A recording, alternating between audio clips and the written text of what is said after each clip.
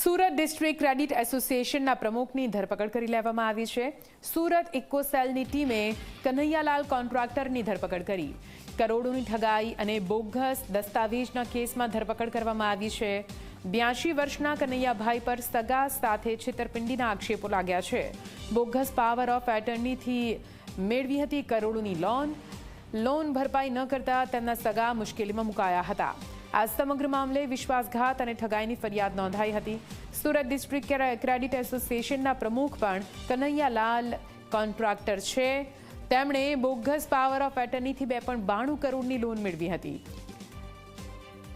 ખોટો દસ્તાવેજ રજૂ કરીને બજાજ ફાઇનાન્સમાંથી લોન લીધી હતી। જો કે હપ્તા ન ભરવાના કારણે તેમના સગા મુશ્કેલીમાં મુકાયા, જે બાદ ફરિયાદ દાખલ કરાઈ હતી। જો કે સમગ્ર મામલો સુપ્રીમ કોર્ટ સુધી પહોંચ્યો હતો, જેમાં સુપ્રીમ કોર્ટના આદેશ પર લોનની ભરપાઈ કરવા માટે આદેશ કરવામાં આવ્યા। જો કે આદેશ પ્રમાણે દસ્તાવેજ પરત નથી આપ્યા, જેના કારણે ફરી સુપ્રીમ કોર્ટમાં અરજી કરાઈ છે।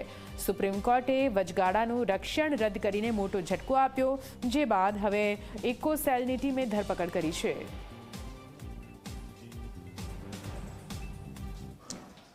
લાલભાઈ કોન્ટ્રાક્ટર સ્ટેડિયમના પ્રમુખ કન્હૈયાલાલ કોન્ટ્રાક્ટરની ધરપકડ કરવામાં આવી છે। આપ સીધા દ્રશ્યો જોઈ શકો છો।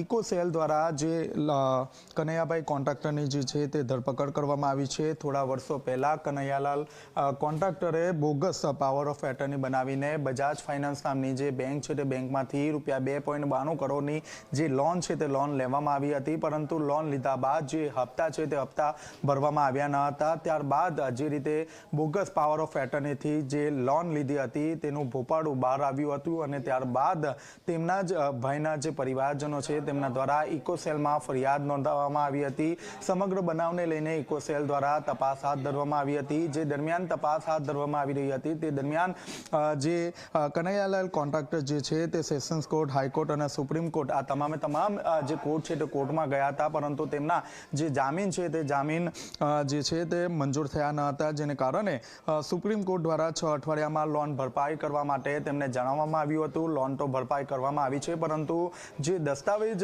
જે મૂકવામાં આવ્યા હતા તે દસ્તાવેજ જે તે પરિવારને પરત કરવામાં આવ્યા ન હતા, જેને કારણે આજ રોજ ઇકોસેલ દ્વારા જે કન્હૈયાલાલ કોન્ટ્રાક્ટરની જે ધરપકડ છે તે કરવામાં આવી છે। આપ જોઈ શકો છો હાલમાં ઇકોસેલ દ્વારા જે કન્હૈયાલાલ કોન્ટ્રાક્ટરની જે ધરપકડ છે તે કરવામાં આવી છે। અને મહત્વની વાત છે કે જે બોગસ પાવર ઓફ એટર્ની બનાવવામાં આવી છે તે કયા પુરાવાના આધારે બનાવવામાં આવી છે તે અંગે પણ હાલ તપાસ હાથ ધરવામાં આવી છે। કેમેરામેન પ્રશાંત ધીવરે સાથે ચેતન પટેલ, ઝી મીડિયા, સુરત।